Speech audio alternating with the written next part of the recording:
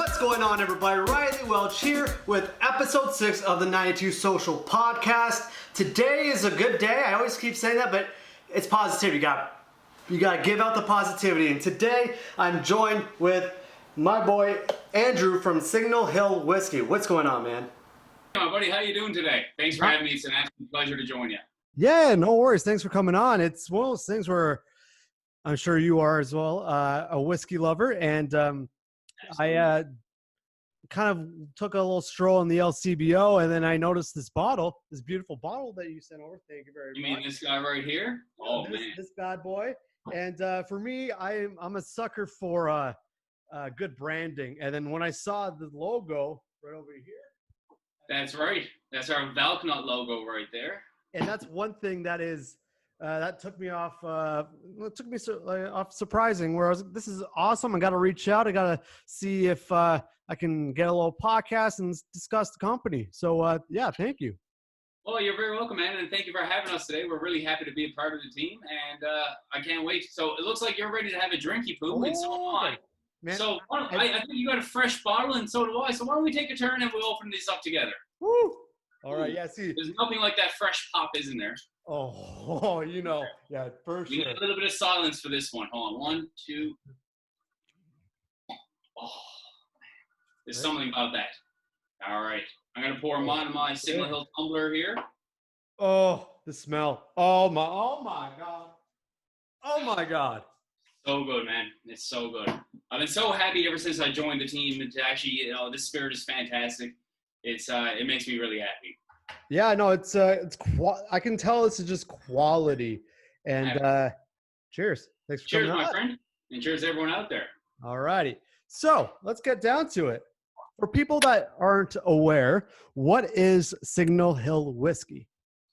So I'm glad you asked. Signal Hill Whisky, we are a Canadian whiskey, but in my opinion, we're not like any of the other Canadian whiskeys on the market right now. Okay, we're very different, but we're all about ingenuity. We're all about having fun as well. So we're a very exciting new Canadian whiskey on the market.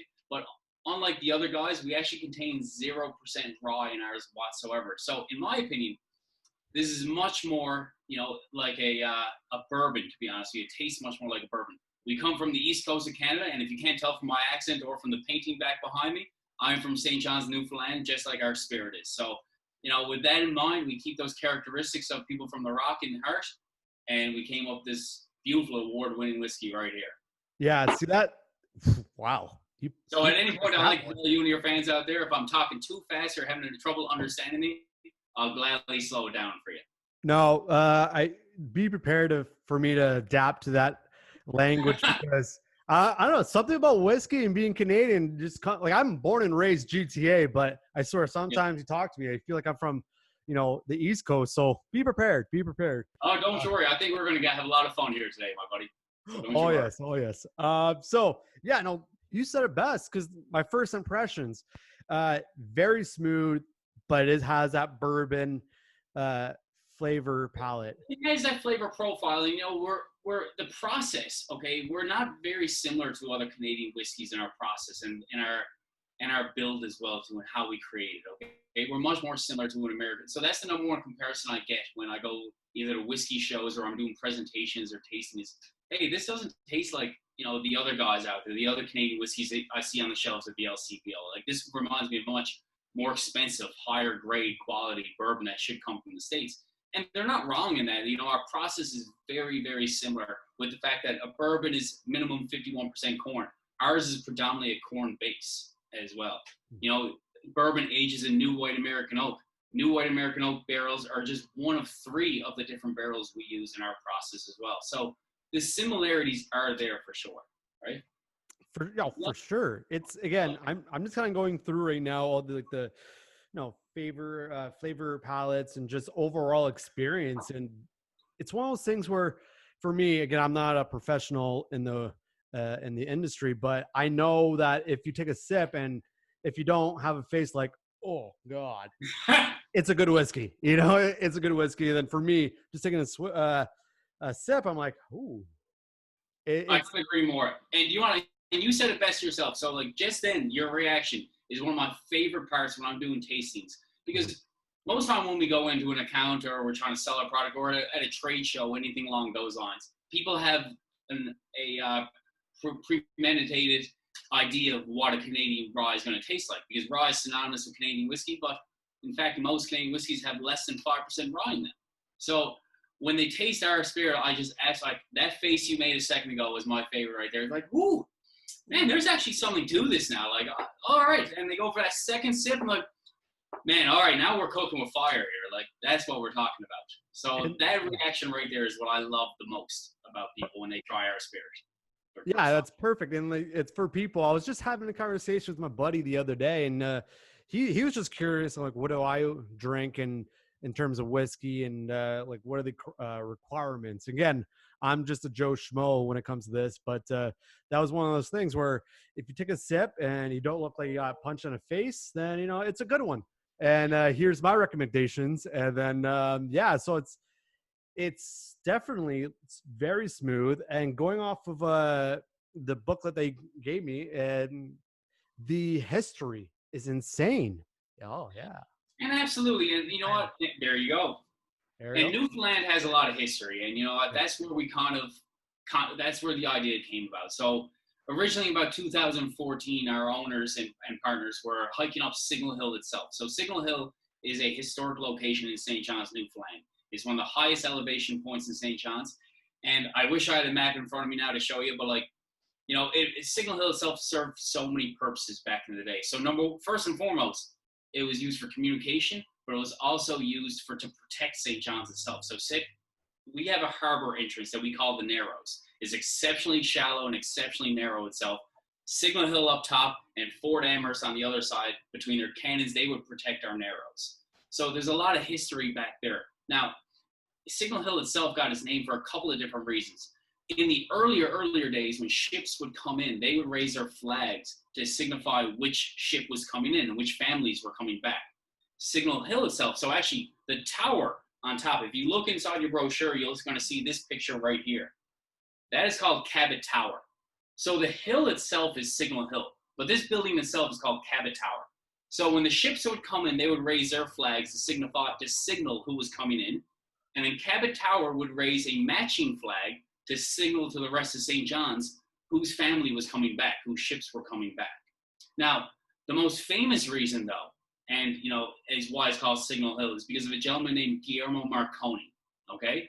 So in 1901, Guillermo Marconi was a 24-year-old Italian, and he sent over the first transatlantic wireless communication that ever happened in the world, all the way from Cabot Tower on Signal Hill in St. John's, Newfoundland, all the way to the Poldhu Communication Center in Cornwall in the UK. And he sent a series of Morse code dashes and dots. And if you look at our bottle right here, underneath the word Signal Hill, yes, this is all to do with branding, but we also like to pay a lot of homage to the people that found us, our ancestors. Yeah. So this bottle itself has so many different values of communication and heritage. So underneath Signal Hill, you'll see a series of dashes and dots, and that is Signal Hill in Morse code. Oh, right? My God. So exactly. So we like to pay tribute to Marconi. He really put us on the map too. But up top here, the Valknut logo, which you brought up earlier, which I love talking about too. Again, part of brand recognition, but again, part of our heritage. So the Valknut was actually a Norse Viking logo group. A logo belonged to the Norse Vikings. Those Norse Vikings were helped discover Newfoundland in about the 9th century, around that era. So 600 years before, also John Cabot, who helped discover Newfoundland too, which we like to pay homage to him as well. So there's just so much rich history in Newfoundland, in Signal Hill location itself, and we like to bring that to our characteristics because Canadian whiskey also has such a rich history, and it's in whiskey's impact on the building of Canada itself too. That's a great story. And then one thing that I got from that is the longevity, innovation, and adventure of it. And then that was one of my follow-up questions, and you answered. It's perfect. I'm sorry, buddy. I got a little too excited. I love to talk about Signal Hill. No, I love it. Keep going. But yeah, so that is fantastic. And for a person that is looking for a whiskey, that's looking for a newer, quality, big word, quality, is it's good that you have that history. Because for me, let's take myself for example. I go and I look at a few Canadian whiskeys, and I'm like, yeah, that's it's more of the Trailer Park Boys. Although great show, love it, but you have a great story, so it's easy to get your customers, and you follow that with great taste in whiskey, and they'll keep your customers coming in, which is a great strategy. And especially again, maybe like I was saying before, the branding. I don't know. Like I go for brand when I go down the aisle. I kind of look at the branding, and well, as a like social media agency, where I'm like, ooh, I should have done this. Oh, I should have done that. Signal Hill. I'm like, oh my god, because you see it right, like with photos, sun here. Oh my god, it's fantastic. But yes, you were talking about the Morse code, which is again another key thing for people that aren't really that are looking for a whiskey. So I think that's really, really cool. But yeah, you were saying competitions, and I noticed that you scored 94 points, or the company scored 94 points at the tasting panel and 92 points at the New York International Spirits. So as a panelist, what are they looking for in a whiskey? Well, of course, and first and foremost, we're very happy with all these awards we've won. We've only been on the market now for just over 2 years. So, a year after our first release that we gained all these accreditations and these awards, we're very, very proud. It all really depends on each competition itself. Every competition is looking for something slightly different. So if they're more used to single malt scotches, they're used to more of that robust flavor, right, as well. Now, with Canadian whiskey itself, they're always looking for quality, of course, finish, the lingering mouth feel of it, how round it is as well. It's not overly sweet. It's not overly chemically as well, which, let's face facts. We've had those spirits before when we were all younger and we couldn't, we didn't have that much money in our pocket. You buy the cheapest stuff on the shelf and you can taste it, and when you get older and you get more into it, then you learn the real differences. But those awards are really something, but in all honesty, the things we're most proud about is what I was touching on earlier. When we go to these trade shows, when we go to these smaller whiskey shows. So, for example, I just came before all this happened, before all COVID-19 happened. I was in the Winnipeg Whiskey Festival at the beginning of March. And that was my first actually whiskey show with this company. Now, I used to do some freelance work for companies in the past, but this was my first time representing Signal Hill Whisky. And I couldn't have been prouder because we were the smaller guys. When you're going to these whiskey shows, you show up, and if you only have one SKU, like one bottle on your lineup, they give you a table that's basically the size of mine right now. And you're going against the big guys out there, the top brands, and they have $10,000 booths. They have 10 different SKUs. But it was amazing to see people's reaction, just like what we were talking about earlier. When you tried that for the first time, and you're like, whew, that's some good stuff. And like when we would see people returning and bringing their friends back, and next thing you know, we had a lineup, at least 5-10 people deep the entire two nights. We had our direct competition across from us, and we're all friends in the industry, right? Like that's the beautiful thing about this industry. We're all friends. You get to know everybody. But we went through so many bottles in that 2 nights. It was just uncanny. It was just, and seeing people's reaction, saying that we're the people's choice for the win, that means more to us, in all honesty, than these small awards, right? I don't mean to say small. When these awards itself, the people's face reactions is number one to us. Well, it all starts with the people too, right? Because exactly. you have the product, you're developed it, it's all there, but you have to have the people, and that's the mom and pop style, the mom and pop like mentality, where it's like, there's bigger people out there, but we're going to get those people because we know we have a great quality, we have great people behind us, and we're ready to knock their socks off. And then you said it's 10 people, you're like 10 people deep, and that's just case in point of case in point of your quality, and your product is that good. Like half the time you can put so much money in advertisements and all like promotions, but at the end of the day, it comes down to the quality. 100%. It comes down to quality. Listen, it doesn't matter how much money you put into marketing, how much money you put in your bottle, your production itself. If the quality isn't there, then you're flying with one wing. You're not going to get very far, are you? So That's one thing I'm so proud of our spirit itself. and just the reactions we've been getting. I love going into accounts here in Toronto because, you know, in all honesty, we're one of the newest guys on the market, and we don't come from a big higher up company as well too. Like, you know, there's some smaller craft distilleries out there, but they're actually owned by giant parent companies. So they have more money than God to put into it. So when I see the reaction of the accounts and they're like, I've never heard of you. I'm like, don't worry, I'm expecting that. Here, have a sip, have a swallow.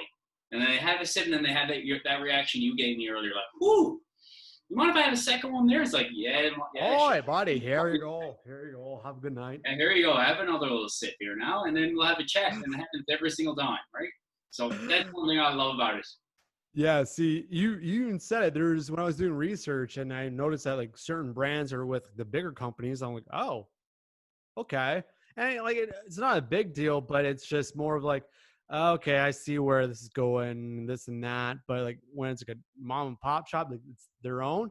Like for me, again, it's more of the entrepreneurial side for me, and noticing that the companies that are on their like by themselves and they're doing their best, and that's who I want. And this is the reason why I started the podcast, is to talk to them, showcase their product, and kind of have a conversation about what they're doing. And that's a prime example of Signal Hill.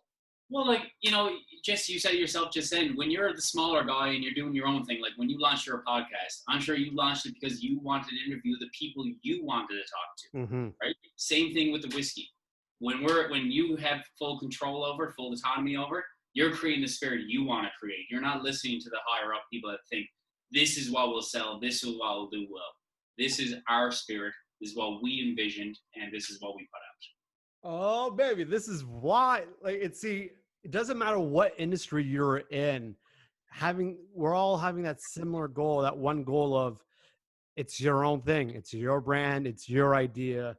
You're doing it, and that's where the passion relies with me too. And I see that in brands. I don't have to talk to anybody, but you can see it in their social media, their quality, their product. You can see it, and that's one thing that kind of attracts me to different things. So it's really, really cool. So let's talk about the whiskey. So for people that aren't aware, when you go into, let's say you're opening up, you're creating a new whiskey, going into that process, do you have in mind of what flavor notes you want? Or is it kind of deal where you just kind of throw it all in, and then at the end product, you're like, oh yeah, okay, this is all right. I like it. All right, here you go. So it's funny, like, obviously, listen, our creators and owners and partners, they've been in the industry for decades, combined experience, decades and decades of experience in liquor industries. So they had a very good idea of what they wanted to achieve. Also, you have to take into consideration market trends too. Brown spirits really made a big comeback a handful of years ago. But a lot of more younger people are also getting into brown spirits. So it's great. I find Signal Hill itself is an excellent flavor profile because it's very approachable.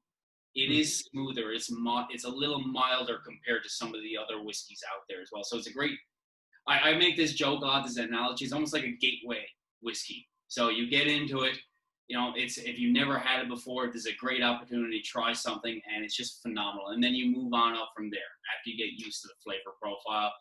But yes, they created it. They knew what they wanted, but they also wanted to take an extra few steps. So it's not just a corn-based whiskey. It's not just aged in one barrel. We go in depth into further layers of flavor in between all the aging of different casks, which we're going to touch on now in a moment. I'm sorry, I might be jumping the gun again. I'm just getting too excited about talking. I don't want to take away. Oh, no. You're the easiest guest ever. I love it. My pleasure, man. Yes. Yeah, again, so on the same subject, for people that aren't aware, what's the process from brewing the whiskey all the way to putting it on the shelf? Perfect. I'm glad you asked that. So we go through extensive processes to create our whiskey itself. So we source our whiskey is based on corn and malted barley. Okay. We actually contain 0% rye in our spirit whatsoever. The majority of Canadian, and I know rye, this might be confusing for some people because rye is synonymous with Canadian whiskey. And most people think that rye, there's all rye in there. But the fact of the matter is, in the majority of Canadian whiskeys, they contain less than 5% rye. And that's just a fact. It's just rye synonymous with the name Canadian whiskey. But so we take a predominantly corn base. Now we source our grains from Southern Ontario, only from the best grains quality will meet our standards. So the person who inspects it literally inspects it by smelling the grains, and she can tell by smelling like that if they're good or not, if the moisture content is too high in the grains or not. And then she sends them off. So we take the corn and we put it through a column distillation 2 times over. Now what this does is, and I'm not gonna get too in depth, that we could go on for another hour about column distillation versus pot distillation and the barrel aging process. But just for people out there, we put it through a column distillation twice over, which makes a very high ABV and smooth spirit, okay? But then we take the malted barley. We malt the barley, and we put it through a pot still, okay? We do that 1 time over. Now, this is the advantages, in my opinion, of Canadian whiskey, too, okay? And this is the very differences between Canadian whiskey and American bourbon. Bourbon, you have to distill all your grains together, and you age them together. Canadian whiskey, you distill everything separately, and then you age them separately as well. So that way you control the flavor profile later on much more, okay? So what we do is, after we take those 2 distillates, the corn distillate and the malted barley one, we age them separately in 3 different casks each. New white American oak, which is gonna bring some fruity notes, like some spicier notes like vanilla, a little bit of honey and caramel and toffee off that as well too. Then we age it in Canadian whiskey casks, which is going to emphasize the bready notes and provide a bit of a sherry undertone. And then we also age them in first run bourbon casks, which are new white American oak bourbon casks. That bourbon has been aged in there for minimum 2 years. And because of these, then they have a heavier char level to them. So the charring actually caramelizes the sugar on the inside of the barrels. So you're adding a little more sweetness to it. Of course, additional coloring as well too. And why not? And some more honey and notes like that. So you're going to get your floral notes off of that as well, which some of the comparisons I've heard before is a little bit of this is a bit sweeter. It has a bit sweeter on the palate. That's also coming from the floral notes of the barrel aging process too. So we're very proud of that. We age them for minimum law in Canada states that you have to age your whiskey minimum 3 years. We do ours between 3 and 5 years. Then we take those 6 barrels, marry them together at our optimal flavor profile, then goes all the way to St. John's, Newfoundland, and we blend it down using the best water that's available in Canada. And that's the reason why we go to St. John's. Because if you know anything about spirits, if 40% of this bottle is alcohol, what's the other 60%? Water. Wow. It's water. So it doesn't matter what your process is. If your process is, a 12 out of 10, your grains are a 12 out of 10, your everything is a 12 out of 10, but then you're using a subpar water and it accounts for 60% of that bottle, what are you going to be left with? Not a very good bottle, are you? No, not a very good tasting whiskey. So that's why we go to St. John's, Newfoundland, my hometown, the best tasting water. St. John's is actually based, Newfoundland's based is in the North Atlantic, freezing cold water, freezing cold, based on old glaciers as well too. So again, it helps with the story, but it's also just the best tasting water Canada has to offer. Side note, what would a whiskey taste with Lake Ontario water? To be honest with you, I'd find out. I'd be willing to sacrifice myself to try it out. But it's interesting when you know about water. Like, I was in the U.S. not too long ago. Well, a couple years ago, actually. Yeah. And I asked for a glass of water. And they're like, do you want bottled or tap? I'm like, I'm from Newfoundland. I'll take some tap water. I'm sure it's fine. My God, I learned my lesson down in Florida, what tap water down there really tastes like. Florida, even Florida, wow. If it's just pure so it's just water is very, very, very important. And I don't think the majority of the people out there really understand how important water really is. Yeah. Well, just like you were saying that the American bourbon and Canadian whiskey, they do their own thing, like Canadian separately, and then the American, they do it all in one. Like, what's the reason there? Or is it just so happens? I'm not exactly, to be honest with you, I don't know the origins of why bourbon created those laws, but for bourbon to be bourbon, it first off has come from the U.S., predominantly from the southern U.S., but it doesn't have to be. That's just what most people think, right? Kentucky is obviously the #1 bourbon producing area of the U.S., but it has to be aged minimum 2 years. It has to be brand new virgin oak, and it has to be 51% corn. Okay, and it has to all come at this age at the same time, distilled at the same time, aged at the same time. Canadian whiskey is so, in my opinion, it's so much more creative, innovative as well too, and it gives us a lot more freedom. Canadian whiskey also doesn't get the respect it deserves amongst our peers between the Scots, the Irish, the Japanese, and the Americans. You know, we are actually number 4 right now on in the category of whiskey in the world. But at one point we were number 1. You know, Canada was number 1 in the late 1800s, early 1900s. So the history of Canadian whiskey is incredible. But the rules of Canadian whiskey, all it states, which gives us so much freedom, it just has to be distilled from grain, aged minimum 3 years, aged in a wooden barrel, no more than 700 liters. So that wooden barrel part is very important because, like I said, with bourbon, it has to be aged in new white virgin oak. Canadian can just be aged in any wood. So it doesn't matter if it's rum, sherry, oak, wine casks, you know, anything like that.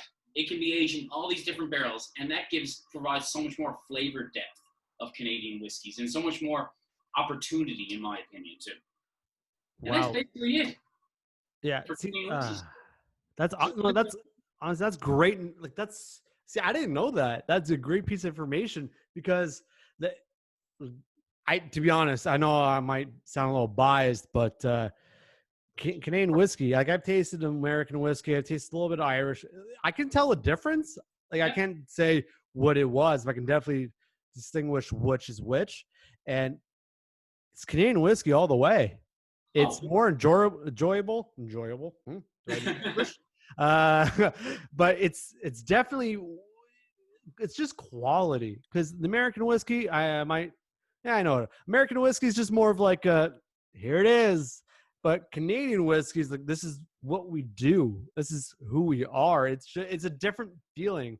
And to be honest, Canada should be number 1 all time. To be honest. It should be, really. And like the history of Canadian whiskey is just incredible, and its impact on Canada. You know, I could talk about for an hour. And actually, in all honesty, if you really want to learn about the history of Canadian whiskey, I highly advise. I'll give this man credit every single time I ever talk about Canadian whiskey. His name is Dr. Don Livermore. He is the master blender at Hiram Walker. And for the 2nd year in a row, he just won Master Blender of the Year in Canada.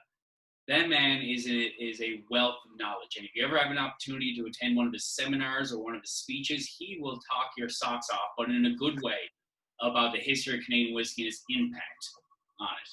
And the majority of my information when I do these seminars or when I do trainings, you know, he sent us the slides. We credit him every time because you just can't get any better than the information he provides. So it's just crazy about the taxpayers, about the American Revolution, about the Scottish Highland clearance, all the impacts. Like I love asking this question. What do you think was the #1 biggest event that impacted Canadian whiskey in a good way? Oh, Jesus. Oh, man, that's a good question. I don't know. Most people are going to say Prohibition. That's yeah. In all honesty, the first time I attended one of these seminars, that's what I thought. It's like, Prohibition, perfect. The U.S. can't make any alcohol anymore. We can send ours out. Great. Yeah. It's actually incorrect. That killed our distribution. The #1 thing that impacted Canadian whiskey in a good way was the American Civil War. Because when you think about it this way, if the South, who produces the majority of the bourbon, is fighting against the North, do you think that the South is going to sell their whiskey to the North? No. So who do you think took advantage of that? Canada. We started selling our whiskey to the northern states of the U.S., and that was the biggest rise in Canadian whiskey. Oh, damn. History. All around the same time that the government started taxing whiskey as well. Yeah, well, they saw an opportunity and they jumped all over it. I tell you, they know. They see ahead of the future. They know. They saw an opportunity. They didn't want to miss out on that one. Yeah. As the old saying goes, a good crisis is a shame to waste. I love it. Yeah, no, that's it. See, this is perfect because these are the things I don't really realize, or people that aren't in the industry realize. And yeah, no, it's wow. I'm just taking it in right now. But One more before we get to another question for you. yeah. Who do you think was the first country to mandate an age requirement? Do you think it was Okay. the Scots, the Americans, the Japanese, or the Canadians? Americans. Canada. Oh, son of a... Canada. Canada was the first nation that put an aging requirement on their whiskey. Wow. Because they were taxing, the government was taxing the whiskey makers, who Yeah. were also the top 5 whiskey payers in the world in Canada back then. Were the top 5 whiskey payers: J.P. Waz's, Gar Hemmerworth, Henry Corby, Joseph Seagram, and John Corby. Okay. Were the 5 top whiskey payers in the country, top 5 taxpayers in the country back then. And then, so they started putting an age mandate on it because their whiskey was moonshine essentially at that time, and people they weren't enjoying it the most. It was a little harsh, so put an age requirement, and back then it was 2 years. Now we're 3 years, but back then it was 2. By putting that age requirement on there, all of a sudden it provided a much smoother, more mellow, and better tasting whiskey, and more people bought it afterwards. And it kept the government making all their tax money off of the Canadian distillers. Wow. All right. So have you tried moonshine? Oh, I did before, yeah, one time. Well, it's the closest thing to moonshine. So years ago, I won a bartending competition back in Newfoundland, and the grand prize was an all-expense-paid trip to the Hiram Walker Distillery here in Windsor, Ontario, which is the birthplace of Canadian whiskey. And I got to open up my own barrel that was aged at that point only a couple of months. Okay. And I don't know if you've ever had brand new aged whiskey, brand new distilled whiskey. It is not aged. There's no color. It's colorless. And the ABV, I believe, was at about 180 proof. Was around that area. So that's 90% alcohol. For those who don't understand, proof is double what the ABV is. I remember I had one sip of it, and I was like, the exact opposite of the face we made earlier when we tried the Signal Hill. Yeah. And I was just happy because the fantastic person who was giving us the tour, she poured hers back in the barrel. I was like, thank God, because I did not want to have to finish that. So luckily I poured mine back in, and we went over to a 9-year-old aged barrel, the same aged 9 years. So, and then that came out smooth as smooth can be, and was phenomenal. Yeah, I think that could take, that could strip paint off a wall. Well, it's funny when you go into one of these warehouses, there's no electronics allowed in there whatsoever. Like, there's no lighting, there's no electronics, because think about how volatile alcohol vapor is, especially when it's inside of a room, trapped in a room like that. They can ignite like that. So when we went there, they had to open up these giant 20-foot garage doors open for about 15 minutes before we went in there. We had to leave all of our electronics outside, and then we were given oxygen reader meters when we walked in to make sure that the oxygen levels were good enough. But it's very impressive. If you ever get a chance to go to any whiskey or bourbon distillery, they're a lot of fun. They're a lot of fun. See, that's crazy because one of the biggest things that got me into like whiskey, wine, beer, more than just store, but how it's made and how it's kind of in the history and all that. It was like last summer I was Niagara, and I went to a few just distilleries, and I'm like, there's a lot more to this than I thought. And we went to a whiskey one, and I was kind of floored and how much like preparation, process, and everything in between, like how much it puts into it. And that's again one of the things where I love it. I'm falling in love with the process of whiskey. How do you make it? And you're saying no electronics. It's one of those weird things that are like I find super interesting. Well, I think that's also part of becoming more mature and becoming older. You appreciate things are done. When we're all listen, I'm 33 years old, and I'm getting old as well. I still think I'm 21, but my body doesn't think so. Oh, I know, right? She's gone soon, by like this. I know. But when we were younger, obviously, first and foremost, we didn't have very much money for things, so you buy whatever's usually cheapest on the shelf. But you don't really appreciate. You just think, okay, does this get me drunk? When you're younger, perfect, right? But as you get older and you can afford things and you can learn to appreciate it, because you know yourself, how hard did you have to work to get to where you are right now? Yeah. It didn't just happen overnight, did it? Nope. no. So that's the same thing with whiskey, because it's aged.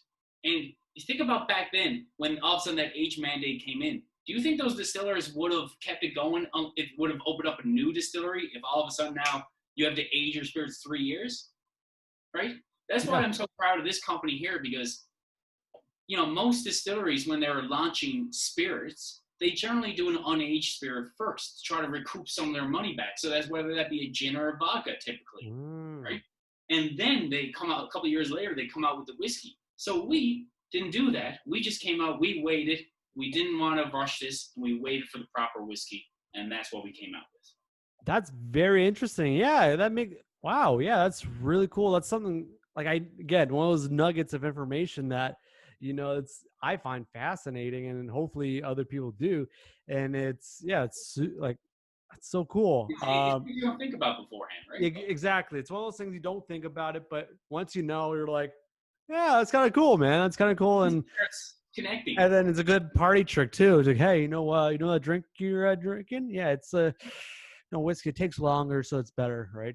I'm just saying. I know everything, but no big deal or anything like that. NBD. Yeah. So let's talk about the glasses. We kind of talked about it before, but is there, because if you look at other whiskey glasses, they're just very straight and narrow, kind of like this drink, which is straight. Exactly. What makes it different? Is there a reason why it's shaped like this? Absolutely. So first and foremost, we're not your conventional Canadian whiskey out there. We're a little more innovative. We're a little more new age. So we didn't want that complete classic style rock glass that you're typically used to. Now, in my opinion, this glass has 3 components that makes it the perfect whiskey glass. Okay, because when you're sipping, especially if you're sipping neat whiskey, you're typically going to want what they call like an iOS glass or a snifter or anything like that has a stem on it that it cones to the top, so it funnels the vapors when you want to properly nose a spirit. So this gets the best of both worlds because it does funnel at the top. So you do get that cone shape, so you're able to funnel the alcohol vapors a little more towards your nose when you're nosing it properly. So that, in my opinion, is one aspect. Number 2, it's just wide enough at the base. I can still, if I want to choose to put ice in there, if I want to have my spirit on the rocks or I want a cocktail, I can fit an ice cube in here, a couple in there, no problem, but I'm still getting that cone shape at the top. And number 3, listen, we've all had that aspect when you're having you're having one too many drinks and all of a sudden you lose your coordination, you knock over the glass. Because of the way this glass is framed at the bottom, it doesn't actually tip over. Oh my God. Why haven't I tried? Oh my God. This is, Right? It's not going to tip. Like, that alone deserves all the respect. Oh my God. If you really want to properly, like when you're sampling or you're nosing and sampling brand new spirits, especially not on the rocks when they're straight up, you never want to hold the glass itself because you're going to warm the liquid through that warmth of your hand. Yeah. So with this, you can still you can have your fingers at the bottom of it. You're still holding on the glass. You got a firm grasp, but you're not actually warming up the liquid either. So in my opinion, it's one of the best glasses I've ever seen in that aspect for how much capabilities it has. It's malleable but it's still classic at the same time. It fits in your shelf. It fits on your dish rack when you're washing your glasses too. And that's we've all seen those super fancy glasses, and you can barely even breathe around it or they'll break. So that's one thing I love about these two. My mind's still blown about the whole. Like that is because I used to be in the service industry as a server, and oh my God, that will save so much glassware, cuts, and everything in between because it just So think about this then too, and because I was a server and bartender for over 13 years, and when you're carrying a tray of drinks, do you want all those top heavy ones? Oh that no! You're losing your balance. Like if you're doing a sangria, for example, in a wine glass, all of a sudden you got 15 pounds up top and nothing on bottom. If the majority of the weight is distributed at the bottom of the glass, you can carry a lot of these glasses and still be very well balanced and have it's not going to shift off the tray. So no. That functionality purposes, it's there. Yeah, I still remember. I think it was sangria, or it was either a Caesar, but it was like one of those fancy glasses. And I was confident. I was like coming around the corner, and then as I went around, I guess I went a little too hard on the corner, and Same for mimosas, same thing, and then boom, boomsies. video. Yeah, exactly. Uh, I'm glad. Do you still say corner when in your own house and stuff like that? oh my God, I still say corner, and then hot behind. Behind. Sharp behind. Listen, you spend enough years in the service industry, those things are never going to go away. No, well, it's even funnier because my girlfriend, she was a server, so she gets it. Yep. So I'm like, hot behind, corner. Same thing with mine. We're in the industry for a very long time together, and you just old habits die hard sometimes. I don't mind. I like saying that, and hey, it's practical, and people know you're behind them. I say it on the subway here, or on the streetcar. I'm walking back, like behind, and have people have no idea what I'm talking about. So no, like I'm looking after you, like behind. Sometimes I get a little funky with it. I get a little happy, like behind. Or I think I'm Michael Bublé sometimes, but it is what it is. Hey, he's talented, man. So it could be worse comparisons, right? Oh hell yeah. So where can people find Signal Hill other than the LCBO? Is there any? Is there time to plug away? Okay, so we are in the majority. We're getting there. Okay, right now we're about half the provinces across Canada. So we're in Ontario, British Columbia, Manitoba, Alberta, and Newfoundland, and Ontario, of course. We are. I don't want to speak out of turn here, but it looks like we may have just secured some locations in Saskatchewan. So expect us out there soon, and we're working hard in New Brunswick and the Prairies as well to get them out there. Quebec, we've had some limited releases there, and we're really hoping that the SAQ will join on board sooner or later. Right on. Ontario, we're huge. Alberta, we're absolutely huge right now too. Newfoundland's obviously our number one area for obvious reasons. Our Newfoundland friends back there are loving this stuff, and our distribution team back home, they're doing phenomenal work. Just want to give a quick shout out to Pat Lee and Yvonne Stack back home. You're doing great work, and keep it up. There we go. Wow. Hey, there's a little coach's corner there, eh? Hey, that was in all honesty, if it wasn't for those two, I wouldn't have this job here today. So I got to give them a lot of credit, right? Tip to the cap, I'll tell you that. Thank you very much for coming on, dude. This was a great conversation. One of the best podcasts I've ever been a part of. Just more of the knowledge and just conversation style. This has been a great time. We'll link all of the social medias down below in the description. And guys, thank you very much for watching the 92 Social Podcast. This, if you're interested in whiskey, if you're interested in finding something new, something great, take it from me, it's a great whiskey. It's a great drink to have on Friday or Saturday night in Toronto or in Canada.